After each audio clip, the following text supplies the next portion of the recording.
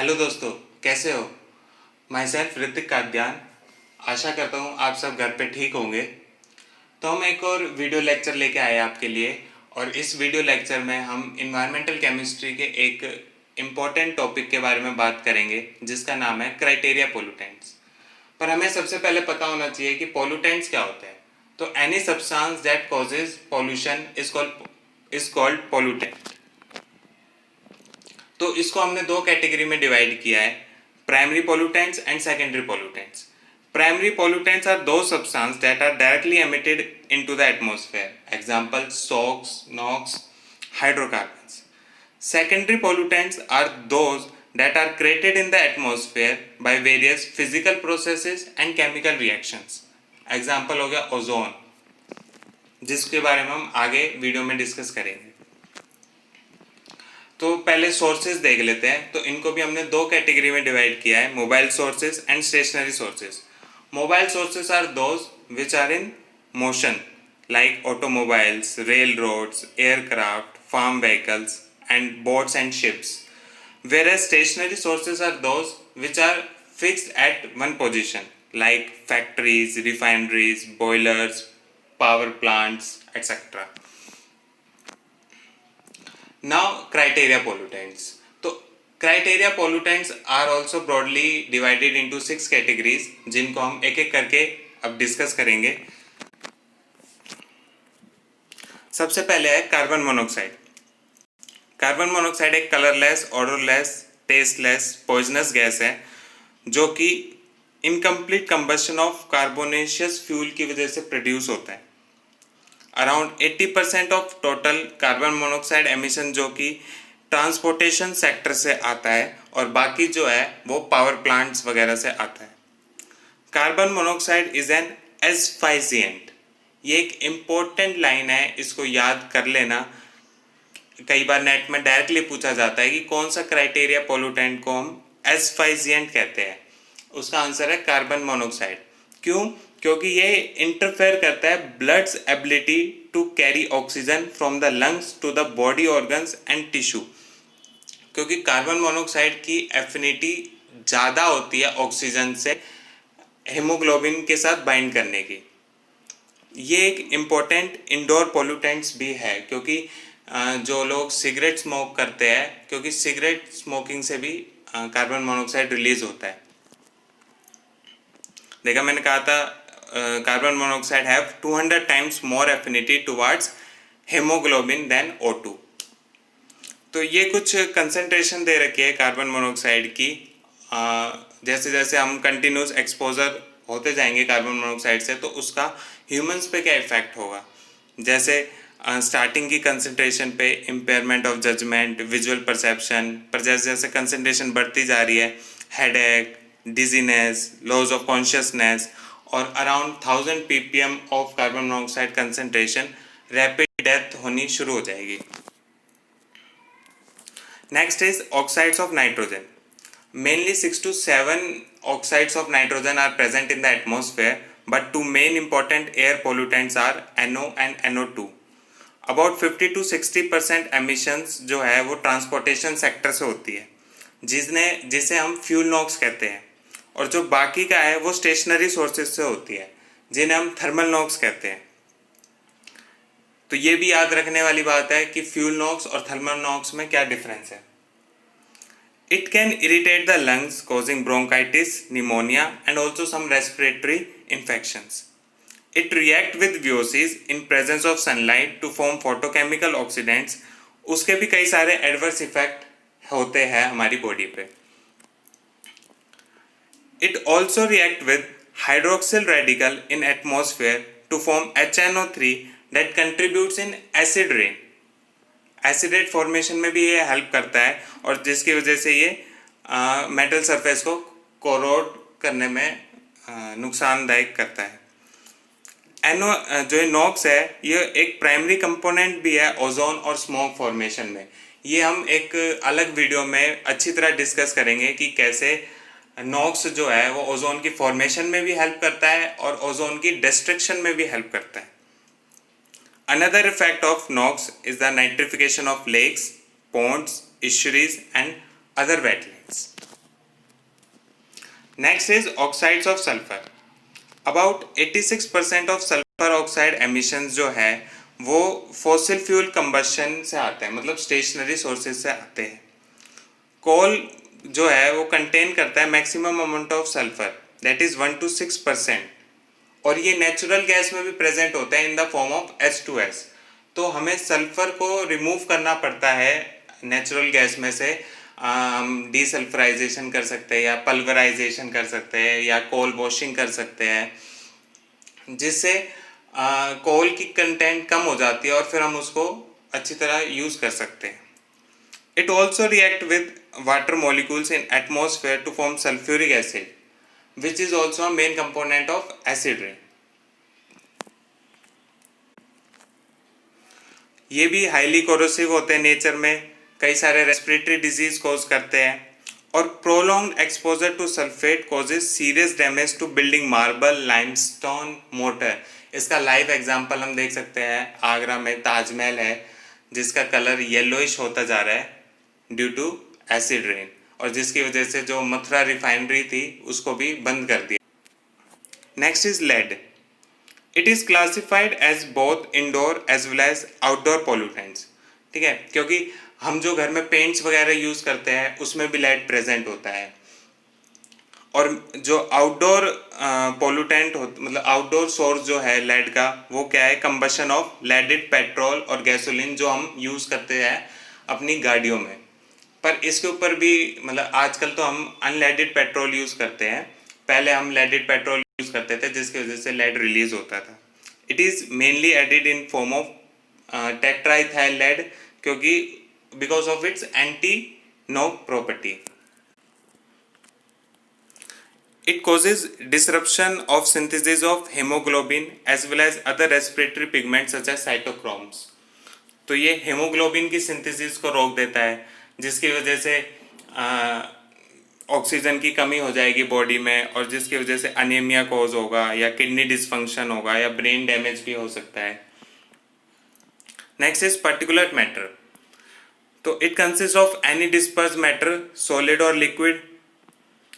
Aerosols क्या होते हैं? Aerosols are any tiny particles, चाहे वो सॉलिड हो या लिक्विड हो, that is disperse in atmosphere. एक एरोसोल जो है वो नेचुरल ओरिजिन से भी अराइज होते हैं, लाइक हमारी वेजिटेशन वगैरह से, जिन्हें हम 8 कैन कहते हैं। इसका जो डायमीटर होता है वो लेस देन 0.2 माइक्रोमीटर होता है, और हमने मेनली पीएम के बारे में जब भी पढ़ते होंगे तो हम मेनली 2.5 या 10 माइक्रोमीटर का ही पढ़ते हैं, क्योंकि उन्हें क्लासिफाई किया गया है by national air quality standard emissions वालों ने। तो हम कुछ और बात कर लेते हैं, जैसे फ्यूम्स जो होते हैं वो सॉलिड पार्टिकल्स होते हैं जिनका साइज लेस देन 1 माइक्रोमीटर होता है। वही जो ये मिस्ट फॉग वगैरह होते हैं ये लिक्विड पार्टिकल्स होते हैं, इनका डायमीटर 100 माइक्रोमीटर से कम होता है। डस्ट कोई भी सॉलिड पीएम हो गया जो कि क्रशिंग और ग्राइंडिंग से प्रोड्यूस होता है। ठीक है, इनके अलावा एक सूट और होता है। Suit is formed as a residue on combustion of fuel in power plants and automobiles। ठीक है, पर्टिकुलर मैटर की एक और क्लासिफिकेशन है, ये पॉलीसाइक्लिक एरोमेट्रिक हाइड्रोकार्बन जो है इज एन ऑर्गेनिक पर्टिकुलेट हम इन्हें कहते हैं, which is of great concern, क्योंकि इनका कार्सिनोजेनिक इफेक्ट होता है, ये हमारी बॉडी में कैंसर कोज कर सकते हैं। इसका एग्जाम्पल है बेंजो अल्फा पायरीन। ये क्या है? ये जब हम पैराफिन की पायरोलिसिस करते हैं ये उससे ओरिजिनेट होता है, और it consist of 5 fused benzene rings, and इसको हमने category A human carcinogen as a categorise कर रखा है। ये इसका बेंजो अल्फा पायरीन का स्ट्रक्चर है। तो ये कैंसर के अलावा और भी कई सारे respiratory infections, cardiac disorders, bronchitis, asthma, pneumonia, emphysema, ये सारी डिजीज कॉज करता है। Next is ozone. Ozone is a gas that forms in the atmosphere when 3 atoms of oxygen are combined. It is created by a chemical reaction between oxides of nitrogen, volatile organic compounds in the presence of sunlight. तो हम ozone और photochemical smoke के बारे में एक अलग से video बनाएंगे और उसमें अच्छे से डिस्कस करेंगे उसके सारे इफेक्ट्स और बेनिफिट्स।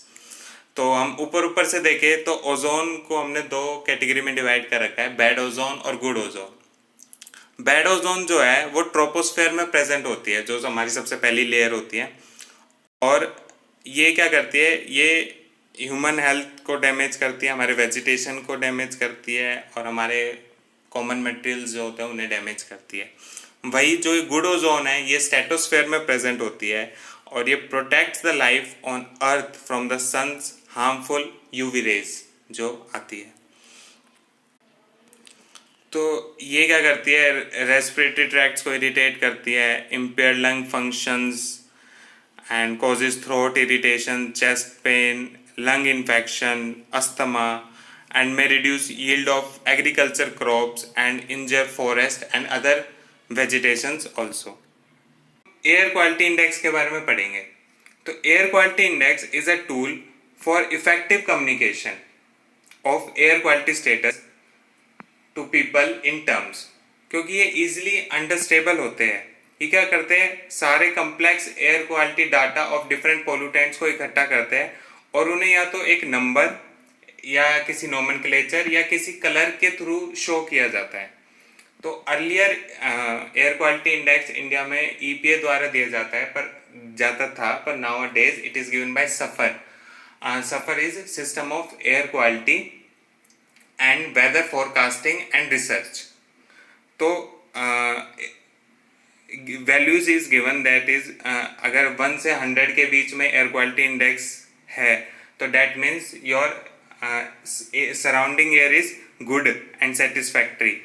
तो अगर आपका एयर क्वालिटी इंडेक्स 400 के पार है तो that means your surrounding air is not good for living in that particular area.